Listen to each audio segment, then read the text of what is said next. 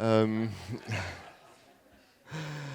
so first of all, I would like to thank the organizers for giving me the opportunity to step back a little bit from this company lifetime, which is a bit fast, and so it's super nice to be able to come a couple of days and participate to this Carge school that I really like and that I've been attending 4 years. So the idea is that today I'm not going to tell you about the history of the company and so on, because first of all, I spoiled myself yesterday by showing that to the Conf Grand Public, which was supposed to be dedicated to people from Carges, but some of you were there, so I don't want to show 2 times the same thing. And second, I think that Matthias has been showing quite some things about the company and how we had this idea and so on. So today I would like to focus more on the applications, some applications that we are doing, and so I will just make a quick introduction about the company, and then move on to applications and underline some of the interesting things of the applications that we are tackling, and some physical aspects which I think are quite interesting. So here's the outline. Just a few words about us. I will show you a few slides about the beginning, but very fast. And in any case, my animation don't work, so it's good to skip them. Matthias showed them, and so it's perfect. And then I will discuss briefly what else we can do with the technology that we have created, which is these tunable surfaces, and focus on 2 of the applications that we are developing at the moment, which are, in the first case, application in the RFID domain that I find super elegant, and so I want to show you that. And also the antenna applications that we are developing based on our technology of reconfigurable surface. So just the usual stuff that I show all the time. What do we do? Basically, we design smart materials to control electromagnetic waves. So we design these kind of surfaces, which are in fact printed circuit boards that you can make from any printed circuit board company. We have very simple electronic components on them. In this case, it's pin diodes, but it can be any component that act as a switch. And so you have a surface made out of a lot of identical unit cells, and each of these unit cells, when you polarize them, basically when you feed them with a current or with a potential, the idea is that the wave, when a wave comes, is going to be reflected in a different way. So you have to imagine that this surface, in fact, is some kind of microwave or millimeter wave projector, because this is exactly what you have in this projector. Essentially, you change the reflection on a lot of pixels of the light that is coming in. We do the same with microwave or with millimeter wave. And this kind of technology has a lot of advantages in the sense that it's passive, so you can control wave, but it's passive. There is no active component. It's simple to do. It consumes close to nothing. So it's not that true when you go high in frequency with diodes, but you can change technology and have something that consumes almost nothing. And so it has a lot of nice properties that are good for the products that we are doing.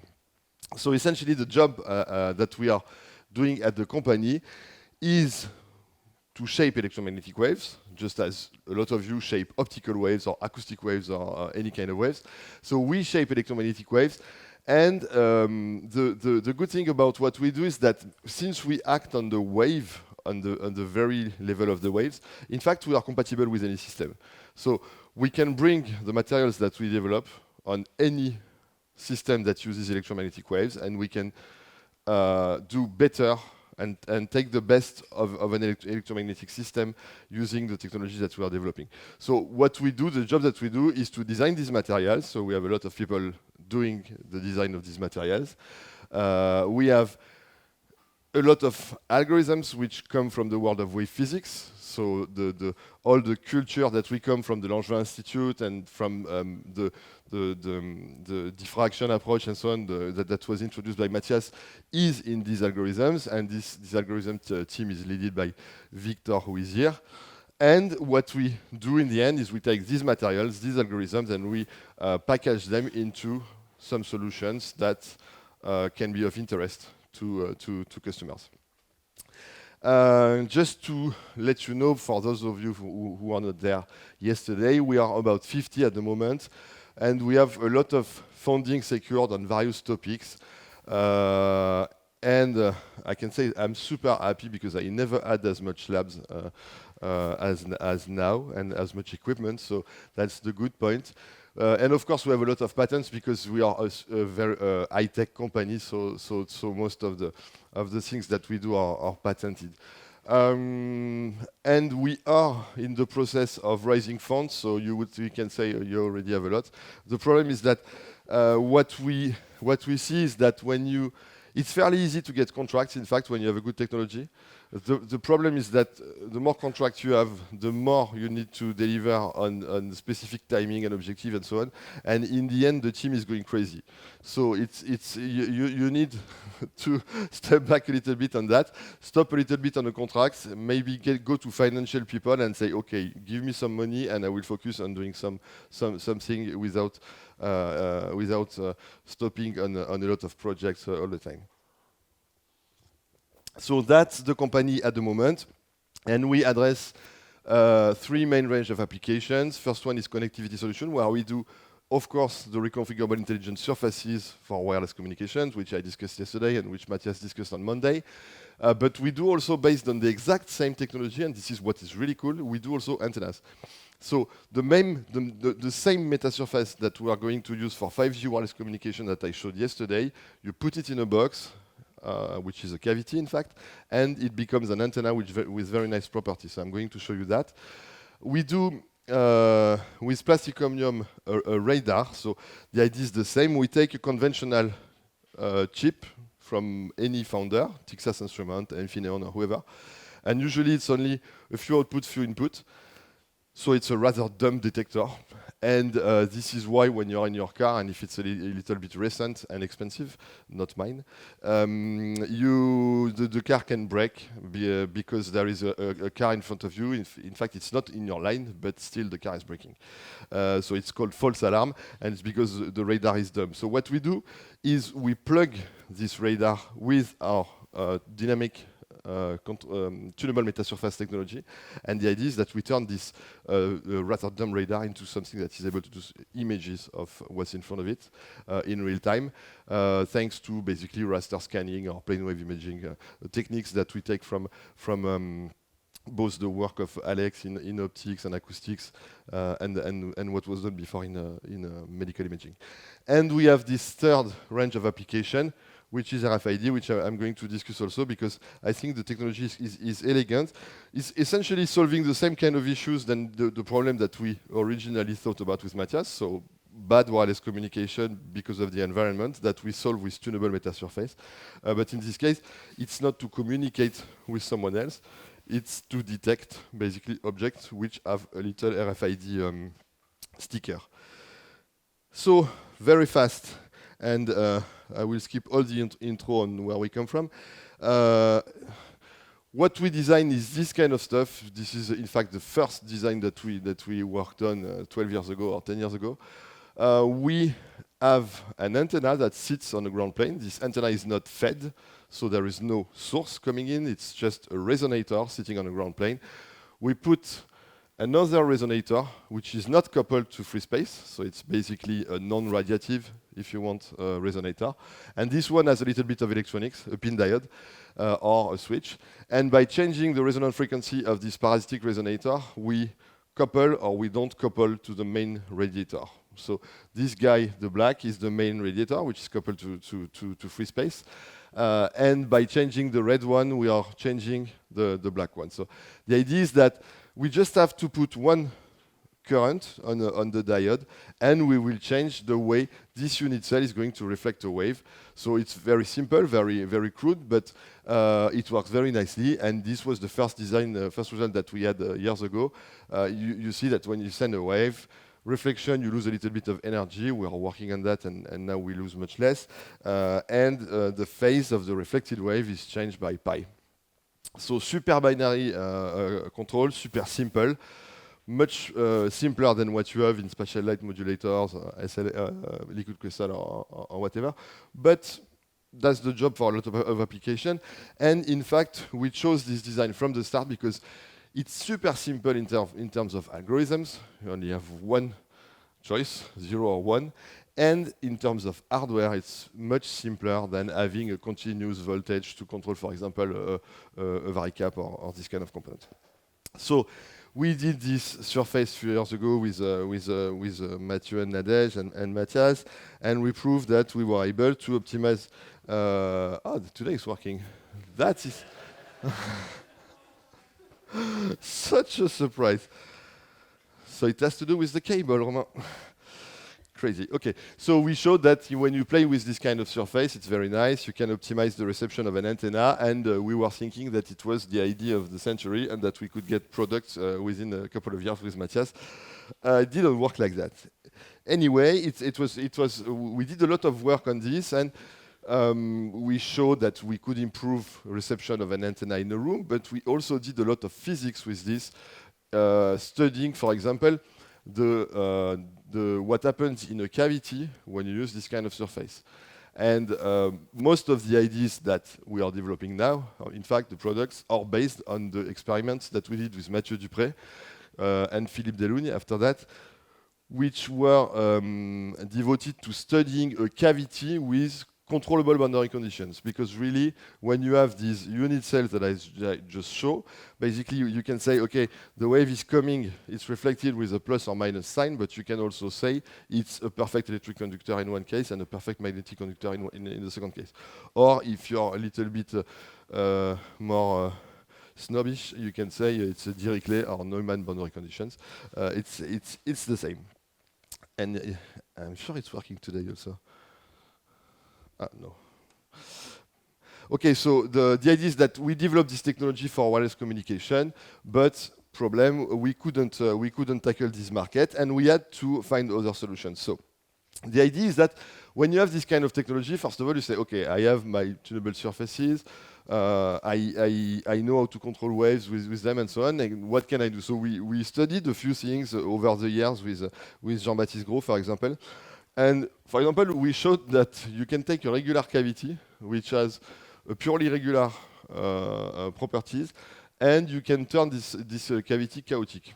Okay, so it's quite nice. I mean, in terms of fundamental physics, but there is not a lot of applications that you can get from this.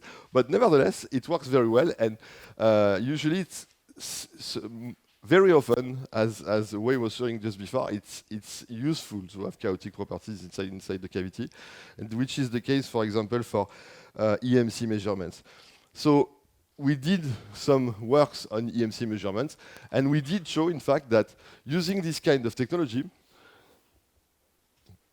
is much better than using any mechanical stirrer inside the cavity to do some statistics of the electromagnetic field. And I don't know if you know what is a stirrer, but basically when you have a cavity and you want, for example, to study how robust is a product in terms of electromagnetic attacks, you have to put your motorcycle or your car inside the big cavity and you shoot electromagnetic energy at it and you see how it responds. And if it breaks at some point, it means there is a problem and you need to redo your product. So there is a lot of people working in this field. And what they do, because they need to do statistics, they need to have waves coming from all over the directions going to the object. They use simply some big metallic wings that they put in the cavity and they rotate it. It's called a mode stirrer. So what we shown here is that when you use, in fact, a reconfigurable metasurface, by changing the boundary conditions of the cavity, it's much you realize statistics that are much more reliable than by steering a metallic plate inside the cavity. So that was quite nice, but I'm not sure I want to work in EMC market. So we dropped the idea. There was another idea that we had at this time when we were working with Mathieu. It was to use this kind of technology to make a smart microwave oven. So in fact, you have your microwave oven. It's you have this turntable. Why is it? Because you need to homogenize the cooking and so on, and you need the food to go through the maximum of electric energy. And what we thought is, wow, in fact, what we are doing with this cavity with tunable boundary conditions is a smart microwave oven. So we filed the patent on that, but really, do you want to make ovens? No, we didn't want to make ovens. Um, but we did some tests with the company in Italy, and this is so this is how they study the heating. They have an IR camera, and they take pictures of some drops of water which are sitting in some small containers. And you do see that when you impose different patterns of the meta surface, you in fact change the cooking, the heating of the microwave. So I would like to see a product with this technology in the future, but we are not going to do it. We did some last test where we were playing with localizing objects. In fact, everyone is talking about that now in wireless communication. It's that what they want to do is communicating and sensing. All of them talk about that. And we did some stuff with Philip during his PhD where we were localizing an object inside a cavity. But we did some more applied things, and Alex helped us on that, where we had a computer which was who was sitting on a car, and this tiny car was moving in the office. It was the first office that we had, and we are in fact measuring the signature between the Wi-Fi access point and the computer that is sitting on the car. And so this is called fingerprinting. It's a method to localize people. The problem is that when you have a Wi-Fi access point with two antennas and one antenna on your device, in fact, you have two variables to localize an object. It's just impossible. And this is what you get. Basically, you localize it everywhere. What we did is that by sending information to the object, to the device, we modify a meta surface which is sitting behind the access point. And so instead of having one realization of the channel, we can have 100 realization of the channel, in fact, which are completely statistically independent, because when you modify the emission of the access point, you send wave in various directions. And using this information, you can localize the car, and in fact, with the computer, with an accuracy which is close to alpha wavelengths, so lambda over 2 at the Wi-Fi frequency. So that was really nice, but the problem is that it's not a self-standing product. I mean, it's a technology that is super complex to sell, so we filed the patent on that, but it's not something that you can develop as a company very easily. So we had to move. And we thought about another thing, which is to use this technology in RFID. So I don't know what if you know what RFID is, but RFID looks like that. It's basically people could call it the code bar of 2.0. So it's replacing all the barcodes that you see on products. And instead of having a barcode that you can read with a laser, you have a tiny, no, it's not so tiny, it's a few centimeters long antenna. And this antenna, it's working a bit lower than 1 gigahertz. And when you have the reader is emitting some electromagnetic waves to this antenna. And this antenna is going to collect some electromagnetic energy and feed a tiny chip that is here. And this tiny chip is like less than 500 micron wide. And it's collecting the RF coming from the reader. It understands some messages that are sent by the reader, very simple protocol. And it cannot respond because it doesn't have any battery or whatever. But what it can do is simply modify the impedance of the antenna.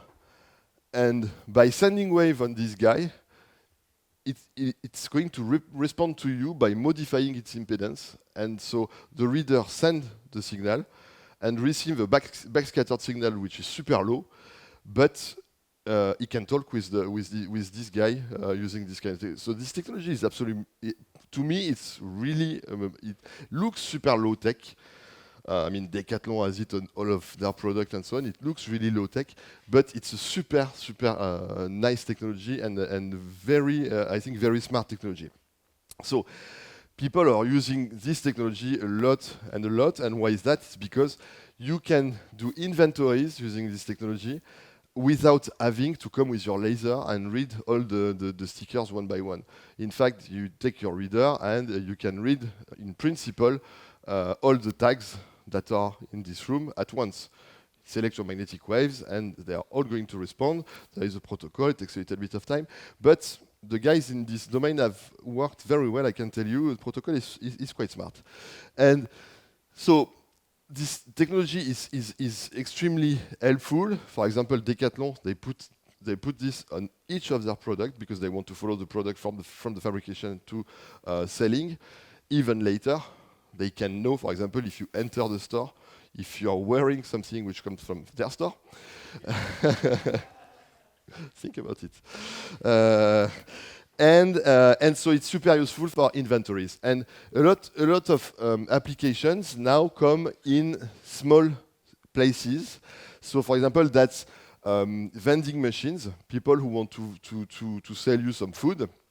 The idea is you come with your card, you open the door, you take whatever you want, and you close the door. And the machine is going to do the inventory before and after, 1 second, knows what you took, and charge you on your card for what you took.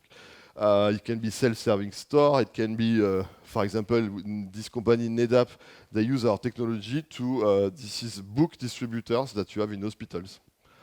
And the same, you badge, you take the book you want, close the door, and the machine knows what book you took. The problem of all of these applications, and there is a lot more applications, I will show you that we are working in automotive market and so on. The problem is that you don't want really to read the tag outside of the box, because if you do so, then the machine is not charging you for what you took. So that's money which is lost for the operator. And you don't want to make a mistake in reading the tags because you're going to shout at the customer and he doesn't want you to shout at him if he didn't try to steal anything. So what you do in the end is you shield. People shield this kind of stuff, and in the end, these are cavities. And we are back to wave propagation, electromagnetic wave propagation inside cavities. So this is where we come, and we say, okay, it's super hard to read tags in cavities because you have eigenmodes, because some places see a very low electric field, which cannot excite the RFID tag, and so on, because you need a minimum energy to feed the RFID antenna to be able to read. So what we say is, okay, we take our metasurface technology, we scale it to the frequency of RFID, and what we are going to put in this kind of environments is tunable metasurface, and the effect is exactly what you see on this animation. It's really, if we have a wall which is metallic, it's as if you push the wall by 15 centimeters each time you polarize your diode because you're changing the phase of the wave from pi. So by changing the states of the diodes of the metasurface, you're going to change, in fact, virtually the geometry of a cavity, and hence you will be able to control electromagnetic fields. So that's the first application that you can do. Steer the wave. Simply put some random configurations. One configuration gives you one field. Second configuration, a totally different field. Third, totally different, so on and so forth. And in doing so, what you are going to do is you are going to explore very well all the parts of the cavity. And so if there are RFID tags that are missed usually by an RFID system, you will get them using this kind of technology. And so this is an example. I like it. I'm selling hardware. So we are working with a company that sells fridge. This is their job. They sell connected fridge. And they want to put a lot of plate and so on, and a lot of dishes inside the distributor. Why is that? Because they don't want to come back every 15 minutes to fill it. So of course they want to put a lot in it. And when they do so, they read only 95% of the tags. And so reading only 95% is a big issue for them. Either they are going to shout at customers, or they are going to lose money. So what we do is simply we put some metasurface in this fridge. And you don't have to be very smart in putting them. You just put them on the walls or whatever. And each time you do a reading with the reader, you are going to change randomly the potential on all the diodes. And so you will read each time some tags, and by summing all the tags that you have read, you are sure that you have read 100% of these tags. So it's really wavefront shaping in a cavity applied to a very let's say, practical problem. Of course, who says wavefront shaping says we can focus also the wave. And for this, we can use algorithms such as those developed by Allard and team over the years. So what we do is simply we are going to try to polarize this diode and this and this and this, and we maximize the energy received on a given location. And so how do we do that? Well, when you have an RFID reader, you get the backscattering from the tag, and you can measure this backscattering. You have an information of the power received by the tag. And we played with this kind of stuff, and indeed you can really focus electromagnetic waves from the reader on the tags. So the application is not so obvious, because if you detect it, you detect it. No, the idea is that you can put, for example, we have a use case where we're working with Safran in a helicopter motor or airplane motor. It's a super complex environment with a lot of tubes, metallic stuff, and so on. And they want to read all the parts of the motor, and they have RFID tags on all the parts. And why do they have that? Because they have seen that a guy comes, change a part of the motor plane, leaves, and doesn't write on any note that he has changed a part. So it's a big issue in aviation because you have some security rules. And so they have tags, all the parts with RFID, but they cannot read them or they need a guy to come with a reader and read all these tags. So what we have shown them is that we can put some tags which belong to us. We know how to focus on these tags because we know we can read them easily.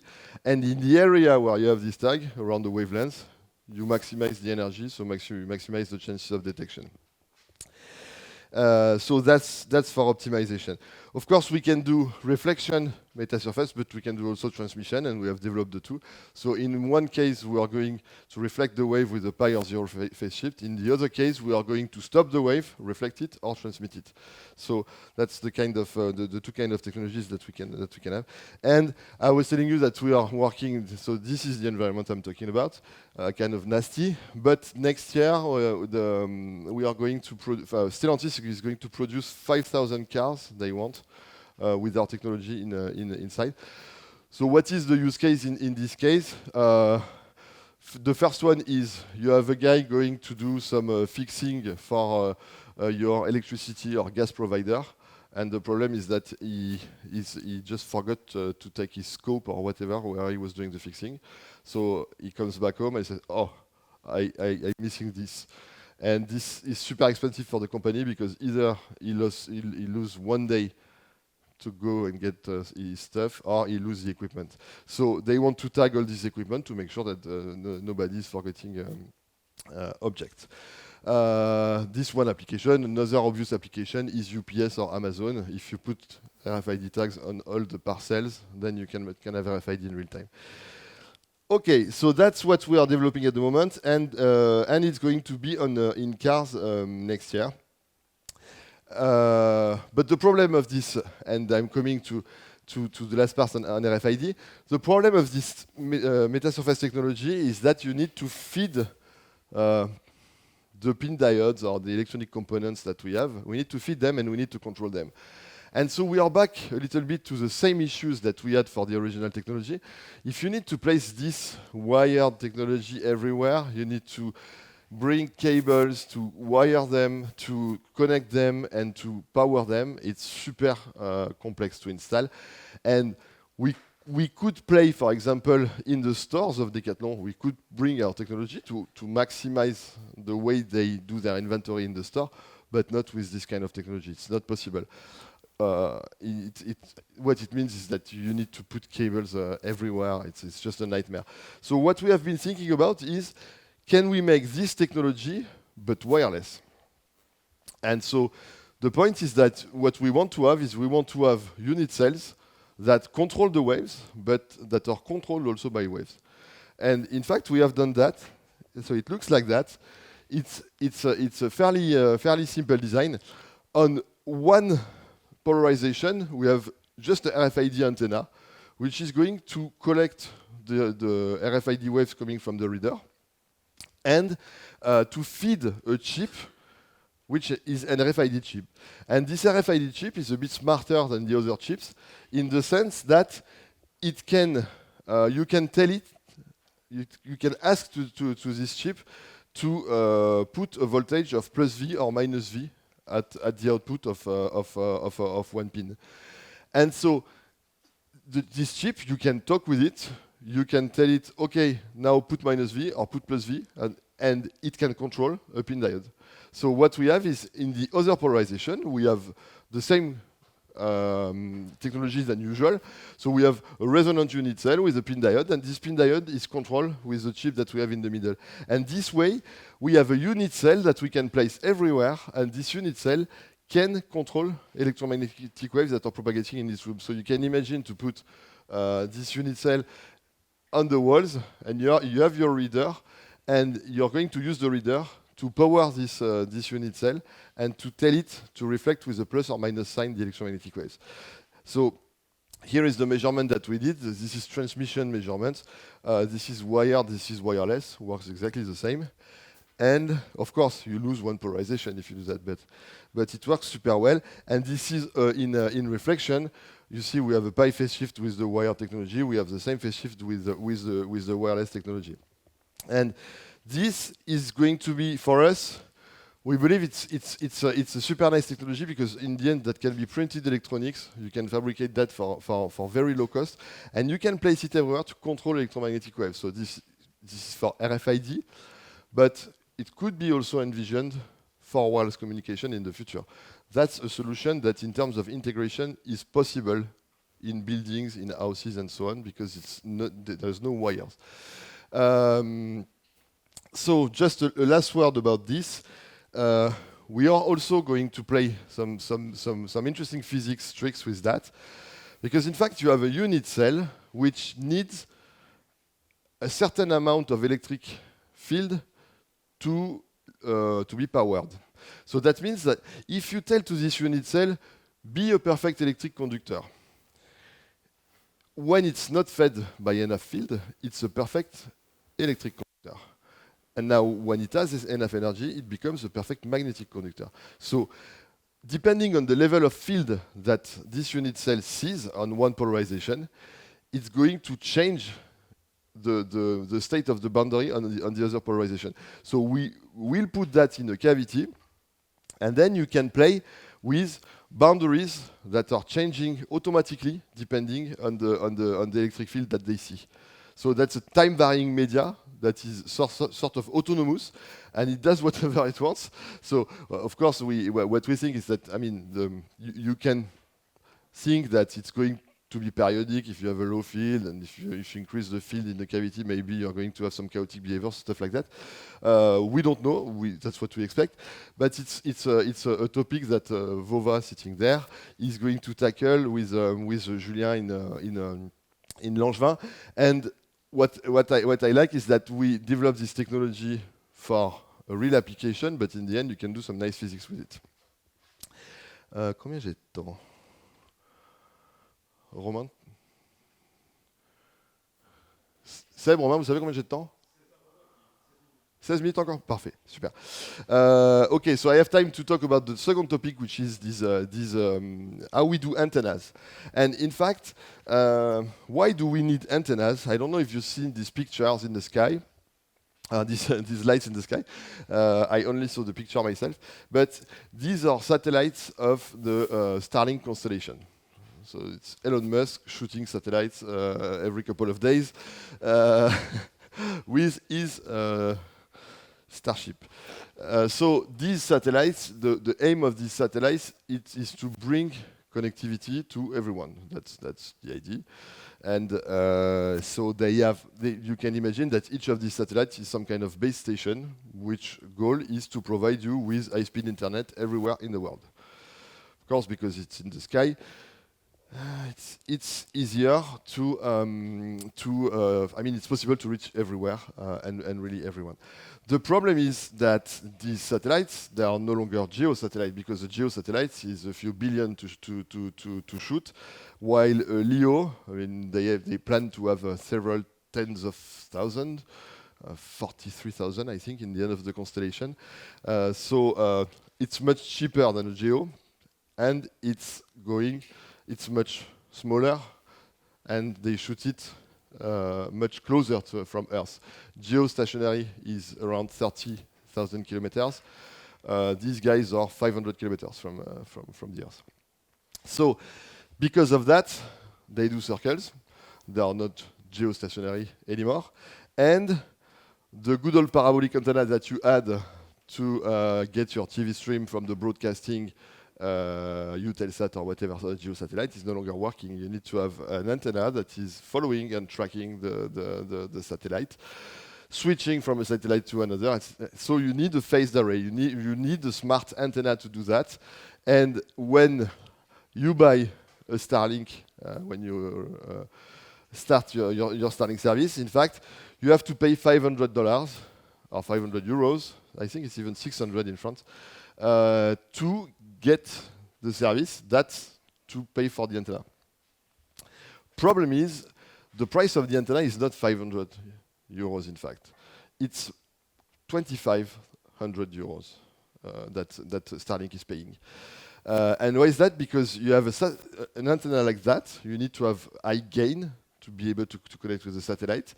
And it's a super complex antenna that they have been able to develop a wonderful antenna, but it's super complex, it's super expensive. So each time Starlink is getting a new customer, and they have 500,000 at the moment, in fact, they are losing 2,000 euros because their antenna is too expensive.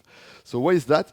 It's because it's based on this kind of technology, which is called phased arrays. And in phased arrays, I think, Matthias, you discussed that a little bit on Monday, but you have active sources. In fact, you have an antenna which is made out of a lot of identical antennas. And all of these antennas, they are fed with a signal that they emit all in synchrony to one direction. And because each of these antennas are fed with this kind of chip here, the chip tell it, okay, you put this phase and this amplitude, and you send this signal, and they are all synchronized together and works very well. Problem is, this is super big chip, lot of semiconductor. It's super long to develop, super expensive and long. Ça commence à me gonfler. Diaporama, voilà, tac. So it's super long to develop. There is a lot of semiconductor. It's super expensive, and it consumes a lot. The antenna that Starlink is deploying is consuming a few hundreds of watts. Like you have your microwave oven open, running all day, something like that. Not in the cooking mode, but in defrost mode.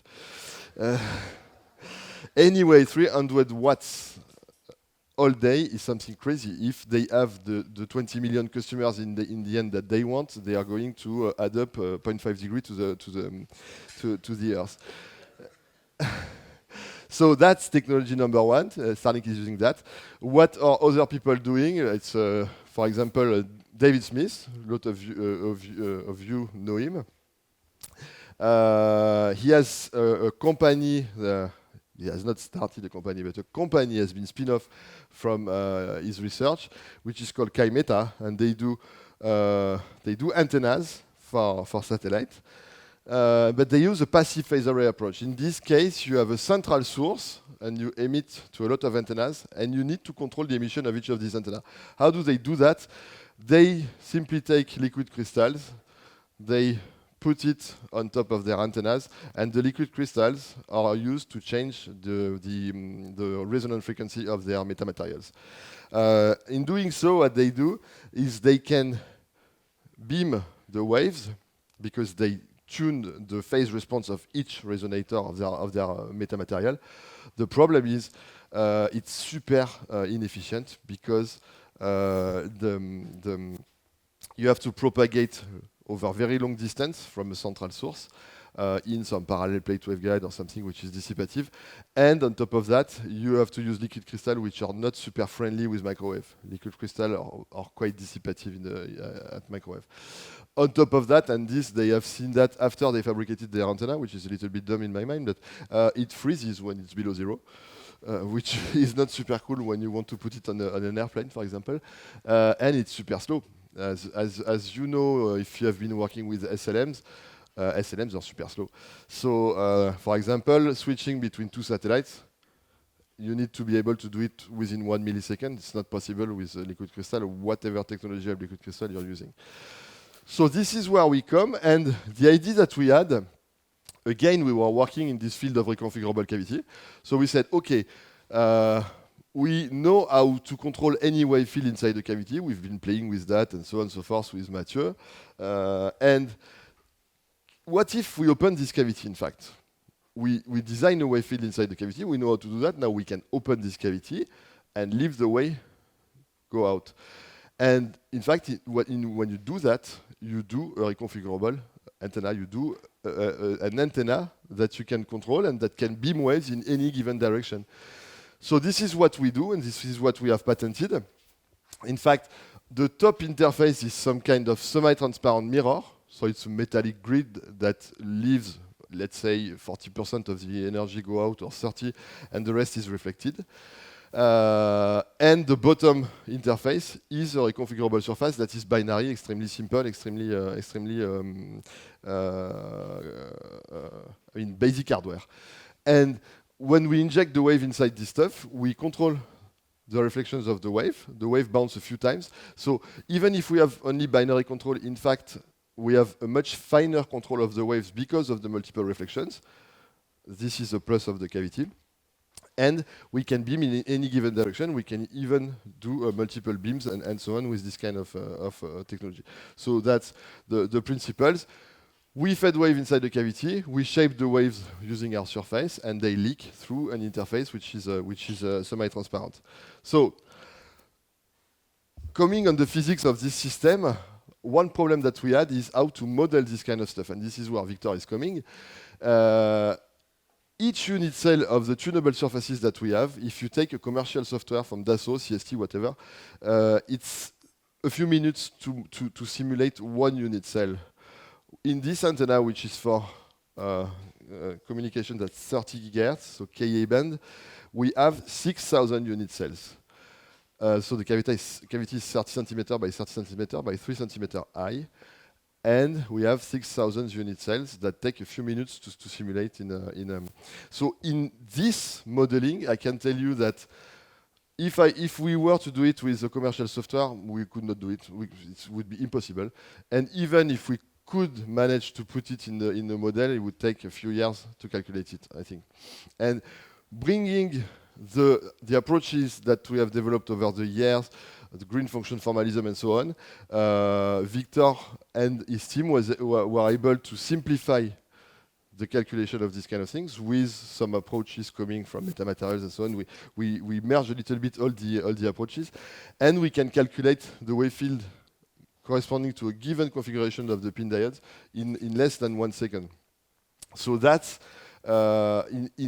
this is where we thank Institut Langevin to provide us with a lot of smart people who want to work in startup, and we have very talented people who are doing the codes to the algorithms to model these kind of things. So once you have fabricated it, so just to show you a few results about this antenna. Here is a small antenna. We have a 10 by 10, but we have larger as well. This is not interesting. So we have an antenna that can shoot anywhere. You can decide to shoot in any direction. And what is funny, and with this we didn't expect at all, is that usually when you have a phased array, when you're going at wide angle, in fact, what happens is that the curve is dropping very fast. One effect is simply that seen from this angle, the antenna seems much smaller. This is cosine law. But there is another effect, usually in phased array, is that you have coupling between the unit cells, and this coupling is putting you an exponent to this cosine law, which can be quite severe, like exponent 2 or 3. And in fact, in this case, we don't have any exponent, and we measured it, and we were quite surprised.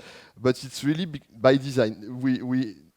We have a leaky cavity. We have a continuous wave field inside this cavity, and it's no longer a phased array. It's not the same. It's not the same approach. So we don't face the same issues than people who have phased array.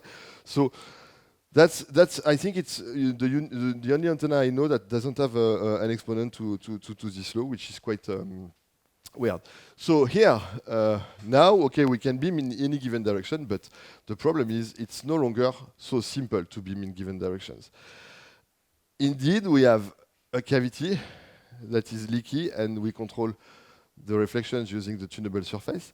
But the problem is now, I mean, when you have a phase array or when you're working in ultrasound imaging or whatever, you take a parabolic phase law, it's perfect, and it's going to focus, you know exactly where. Everything is analytical when you have a phase array. Now, this is not no longer analytical because you have multiple reflections of the waves, and so you don't have a linear relation between the state of the tunable surface and the electromagnetic field that you create. So that's an open challenge. We are working on it, and we using machine learning approaches and stuff like that, and Victor and his team are working a lot on it. At the moment, we are able to predict a given wave field or a given pattern with a few percent accuracy using machine learning. It's not good enough. We need to be at 100% accuracy, because when you lose a few percent, it means you lose a couple of dB, and a couple of dB for an antenna is absolutely problematic. So again, a problem which is super interesting from a physics point of view. You have a reconfigurable surface inside the cavity. You have a wave field that goes out.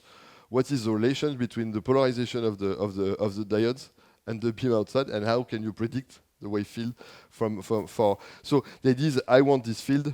What is the pattern to apply? It's not a simple problem. So just a few other properties which are quite cool. It's in fact, we can do very weird thing with the frequency response of this antenna, and people have never seen that in the domain.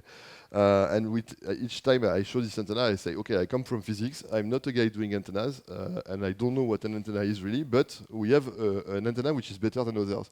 And for example, we can control the bandwidth of this antenna. This is not very, it's not super intuitive. Usually when you have an antenna, it has a given bandwidth, and everything is said. Here we can control it. We can in fact make it rather small or much larger. We can even have several bandwidths separated in a given frequency range. And again, this is by design. In fact, we have two typical bandwidths in this problem. We have the problem of the bandwidth of the metasurface, which is quite large. Let's say a few gigahertz at 30 gigahertz, so 15%, something like that. And we have the bandwidth of the cavity, which is in fact much smaller, a few hundred megahertz. So in the end, you no longer have a metasurface. You have a metasurface that has much more degree of freedom thanks to the cavity. And for example, what you can do is you can, at one frequency, shoot in one direction. And if you move a few hundred megahertz, which is just the line width of the cavity, given by the Q factor, you can shoot in another direction, even a different polarization. The shaping that you do is completely uncorrelated at one frequency and one other. And that is absolutely unique in the sense that, for example, you can connect to a GEO at one frequency on one polarization and to a LEO that is moving at another frequency on another polarization. No other antenna can do that. So this is what I like about that, is that it's interesting physics solving real issues and quite in an elegant way, I think. So here, showing that indeed the CNES asked us to make very flat bandwidth. So we said, okay, we are going to give you a very flat bandwidth. Here it is. We can increase the bandwidth of the antenna from a few hundred megahertz to 1 gigahertz, 2 gigahertz, and in making sure it is flat. We can do multi-beam. We can do a lot of things.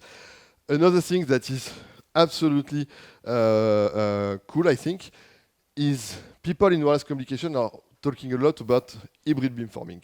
I don't know if you know what hybrid beamforming is, but hybrid beamforming means I have only a few streams of data that I want to send, but I need a very large aperture. So I need a system which has a lot of emitters, but for only a few RF streams, because I don't have so many customers, so many devices that I need to shoot at. C'est vachement stressant, Sam, en fait, ton truc. And this hybrid beamforming, it's super complex to realize if you do it with hardware. People are scratching their head like, how can I do that coming from 4 RF lines and emitting on 1,000 antennas? It's super complex. A cavity does that for free, in fact. You take 4 monopoles inside your cavity, and you're going to use the tunable surface to beam each of these streams to different directions. And the multiplexing, the hybrid beamforming, is realized for free by the cavity. So that's something which is super interesting and that works very well. So we send so it's very rough result that JB was doing with Misha 1 year ago, but it shows you that you can send independent streams of information in different directions using the physics of a cavity. Well, you can control polarization, whatever.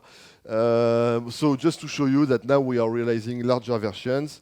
This is enough to connect to a GEO, for example, and we have done it with radiation pattern, but who cares? We have done a data link, in fact, with French Defense Agency. Last year we did only the TX part. This year we did TX and RX, and we have a technology which is interesting a lot of people. We are discussing with all operators of satellite operators, with people doing semiconductors. A lot of people very interested in this technology. It's really a new way to design antennas based on the physical concept. And for the funny part of it, I was discussing with the Kaimeta company that was a spin-off from David's group. I was discussing with the CEO because they found our technology very interesting. And with this, I thank you for your attention, and we have time for one question, maybe.